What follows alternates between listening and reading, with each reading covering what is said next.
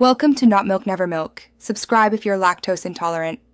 In this video, I will explain how to file back taxes using TurboTax. First, gather all your essential tax documents, like W-2s and 1099, for each unfiled year. It's crucial to have these ready before you begin.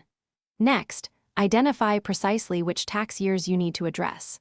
TurboTax provides specific software versions for prior years, making the process straightforward. This preparation ensures a smooth and accurate filing experience.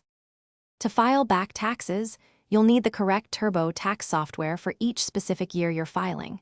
You can usually purchase these directly from the TurboTax website or authorized retailers. Once acquired, install the software on your computer.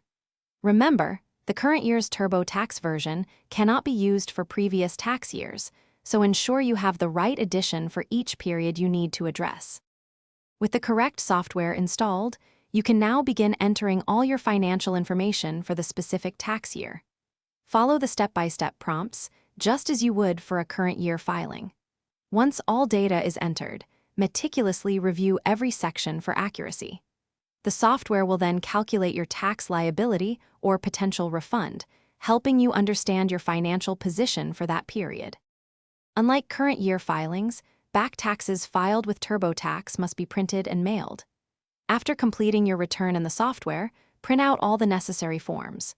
Be sure to sign and date each physical return where indicated, as electronic filing isn't an option for prior years. Finally, mail your completed and signed returns to the Internal Revenue Service and any relevant state tax agencies. Always keep copies for your personal records. Thanks for watching. If this was helpful, leave a like and consider subscribing. See you next time.